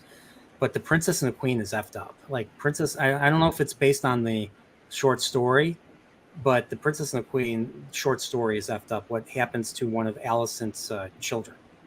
And it's just, I don't know how they're going to do it with a show, because what George writes, because Song of Ice and Fire deals with a lot of kids being murdered and things. So I don't know how they're going to handle it with this. So off screen probably, but I don't know if the Princess and the Queen is going to be covering that particular segment. But if I've learned anything from Wheel of Time, the titles of the episodes don't mean jack crap half the time. Yeah. Wheel of Time, it was almost like whatever you'd think that would mean, just the exact opposite. Yeah. Mm-hmm. Yeah. So there you got that. So yeah, this is these are the episodes. I don't want to spoil any more of it, so I'm going to close out of this. Ultimately, I really loved this episode. It made me even more interested in the show than even last week's. So last week's was just kind of, there's some decent world building. I really enjoyed some aspects of the books that were never really brought up in the show. Whether it's, it might be inaccurate, but hey, that's just how it is. But this episode just really made me excited to see. I really want to see these fights now. I want to see the battles on the Stepstones. It looked pretty cool. And look who's here. Oh my gosh, we got Press B for Balefire's here. If you're gonna correct me on everything I say. Oh, she doesn't like the episode. But I loved your stream with her talking about yeah, I think we're gonna keep doing those. She is super knowledgeable, very passionate about the series, and I think it's a good balance to kind of get someone who hasn't read this book talking with her. I thought it was a good conversation, so I think we're gonna keep doing it. We'll see if we can convince her to make her own YouTube channel. They might start getting hosted there. Oh, absolutely. So, she's like, "What the heck did I just?" There you go. But yeah, I really enjoyed the conversation. So yeah. So, but I was entertained with this episode. I mean, I liked what I saw, regardless of whether Laura is screwed up, and it is. I mean, one thing I've been reading, once again, reading World of Ice and Fire, they got the year screwed up, so I don't know how this is working with this show. So I'll have to look at the Game of Thrones wiki to find out. So I don't know, but I did like. I was thoroughly entertained with what I saw, and I can't wait to see what they show next week and seeing what it was. I mean, I felt like I was there. I felt like they did a decent job. I felt like I was in the world of Westeros, and yeah, it was. I still enjoyed it. I still enjoyed it. So, doesn't Rings of Power come out this week? This Friday, right? Oh So, my god! Because that's the weird thing, right? So it's like it's September 1st in some time zones, September 2nd in others. So I think like continental United States, it's like midnight September 1st on the West Coast. Is that what you guys are tracking? What are we talking about? Sorry, Rings I of was Power. talking about something. Rings of Power release. Oh, frick. I don't know. I think I know Netflix does. It'll be midnight they West release Coast. they release Pacific time, so it'll be 3 a.m. East Coast, midnight Pacific. So Okay, yeah. 2 a.m. Central, I think. Which is such a weird. You guys want to talk about it? I need to talk about. I will somewhere, but I got to get some subscribers and views on my channel. My channel's dead, buddy. Who are you looking at? I'm looking to first of his name, King of all the Andals, and the first of men, and Wings of Poop. Hey, I just want to say I think that you've still been picking up subs. I think and you're still seems like you're growing. So I haven't done anything because of work. So what you're saying is, are you saying you get more subs when you don't make videos? That's probably accurate. Yeah. I mean, how many subs do you get from doing Better Call Saul with me? I'm sure you got. I got just those 3 from that one. No, I'm kidding. I don't know how many it was. That one episode where we just said, "Hey, go sub to Steve right now, or we're not talking anymore." And like 3 people went over and like, "All right, there you go." No, I'm kidding. I don't know. It's hey, if you guys are covering it, let me know. I'll watch it and I'll be on your stream somehow. I think everybody on planet Earth who has a YouTube channel is going to cover it somehow. But I mean, yeah, I have no plans right now, just because I'm far from an expert on it. So, but I mean, everybody's going to be talking about it at least for I don't know. I think a month until it dies. I think Alex from our channel wants to do stuff. I don't know if we'll do reactions like this though. Yeah, I think you're right, Steve. I think literally everyone is going to talk about it. Which, yeah, who knows? I mean, rising tide lifts all boats. Maybe it'll be content overload and nobody will get any views because they're all spread out through 10 million channels. I think it really depends how angry everybody is. If everybody's, if it shits the bed like everybody's suspecting, and it's really, really bad and overtly bad, which it could be. Hey, remember, we got Lyle in the chat. So either when it's really terrible or when it's really amazing, there'll be lots of content. Well, I'm just saying, it's one of those. If it's good, then it'll be like there won't be anything. This is definitely if it's bad, there's subs to be gotten and channels that will explode. Similar to what happened with Game of Thrones. If it's good, then great, but it won't be as good for YouTubers. I don't know what else to say. That's just the truth of it. I need to catch up. I really need to read. I need to start reading more of the Legendarium. I've been stuck on the chapter with Tom Bombadil for like months now. I think 2 or 3 months. I'm still on the chapter where they meet Tom Bombadil. I'm even further behind. I haven't read any of it. Well, the plus side, Lord of the Rings. Oh. No, I've read Lord of the Rings. But okay. Well, the plus side is that they are only adapting what E and F. None of it. They're not adapting any of it. Fair. I'm just saying that by picking just the section that's covered in appendices, I think E and F, or maybe E through J, from the Return of the King sort of appendices, they make it super easy for you to just do a quick flip through 11 pages of text, and then you'll know the story better clearly than they do. They'll just put a big E up on the screen and be like, "This is E section 1A." So they're not. So I know they say they don't have the rights to, like, Unfinished Tales and Silmarillion. But aren't they going to adapt stuff that was talked about in Silmarillion? No, they can't. They can't. Okay. I don't think so. I don't know. It's also confusing. I'll watch it. I'll watch it. And then so I keep hearing that they had the rights to everything that is not the Lord of the Rings trilogy and not The Hobbit. So they had the rights to everything outside of that. New Line Cinema still has the rights to the specific stuff covered in the Book of the Hobbit and the 3 books of the Lord of the Rings. And then within that really broad scope of literally everything else outside of like 2 sort of 1-year periods, they decided to pick just this, very uncovered, not very populated segment of the timeline. Okay. Which, if you were trying to adapt someone's work, I'm not sure why you would go to the part that they didn't write anything, but because they can put in whatever they want and say they adapted it. I said if you were trying to adapt something. Yeah, well, that's true. I don't know. I don't know what they have and what they don't. The story keeps changing. One day they have this. One day they have this. One day they don't. So it's like, it doesn't matter. It doesn't. Because as far as I know, they say they only have the rights to The Hobbit and the Lord of the Rings. So all it is to me is it doesn't matter what they have the rights to. It's just going to be a shell. Maybe maybe not. Maybe I will have mud on my face and I'll be like, oh wow, fuck. So I decided I am going to watch it. And see who's going to be talking about it. If not, then I'll do my own thing. Then I'll see. I'll have to wait and see. So yes, sir. No, I think yeah. So we'll see how it goes. So was it September 2nd? Yep, and September 2nd is Friday. It's Friday. There'll be a lot to talk about that day. So yeah. But yes. So other than that,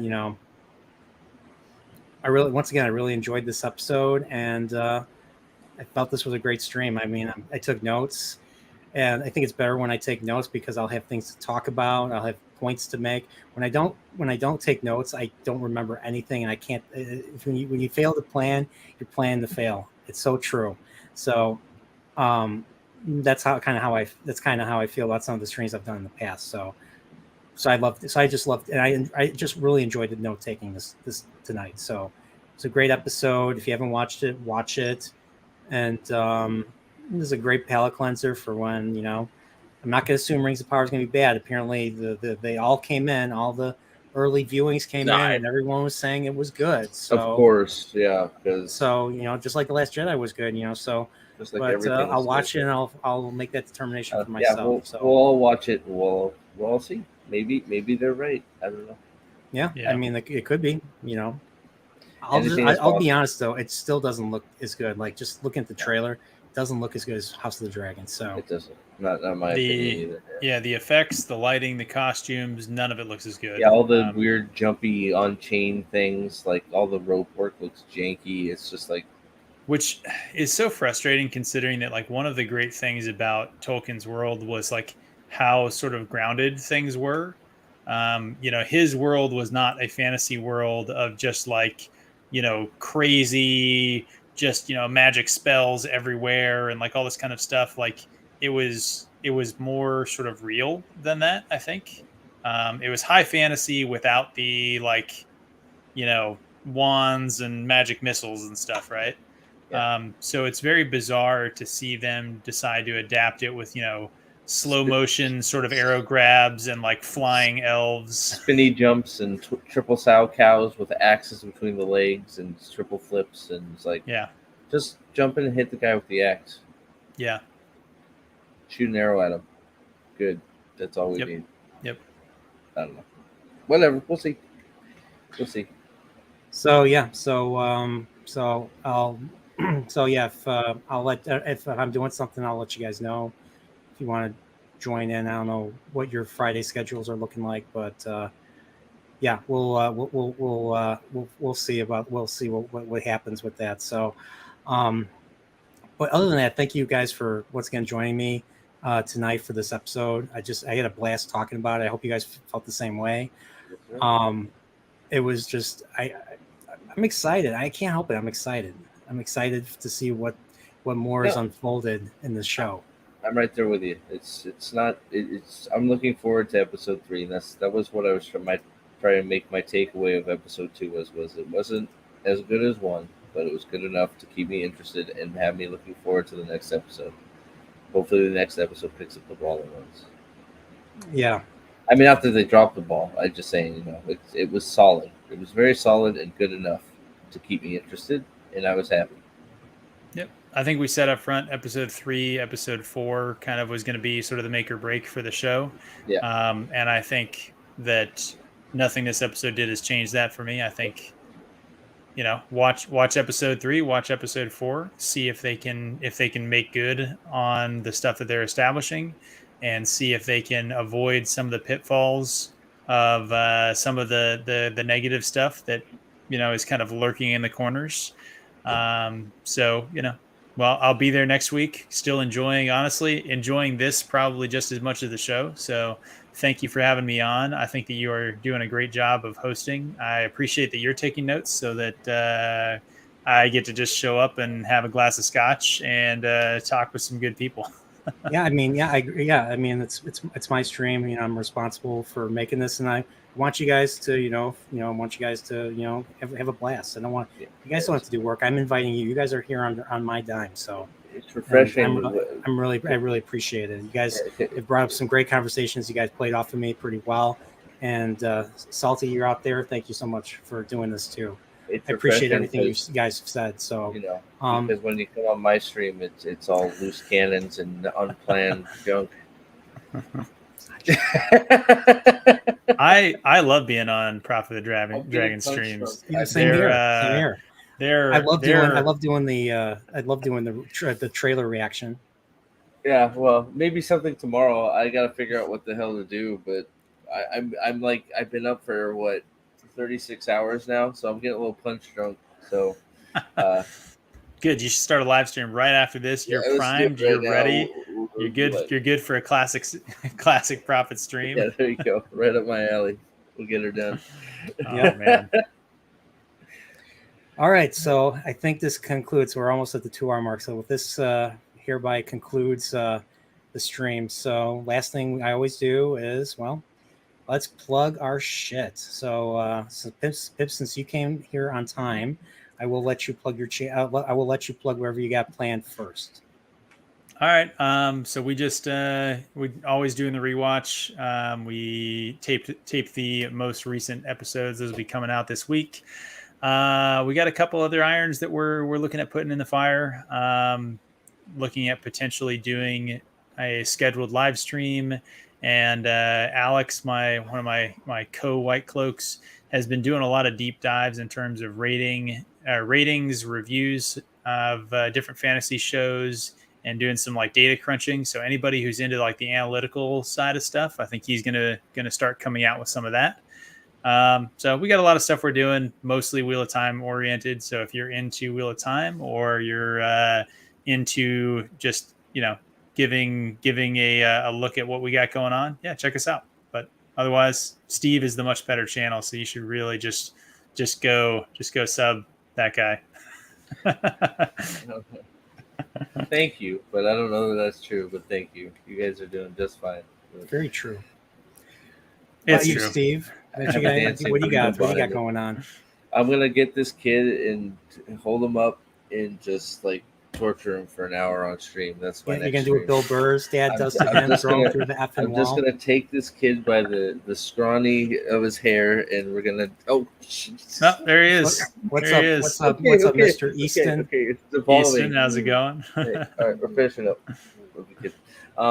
No, so I don't know. I think I'm gonna do a stream at some point tomorrow. Depends if I can get my stuff together. It's like I said, I have.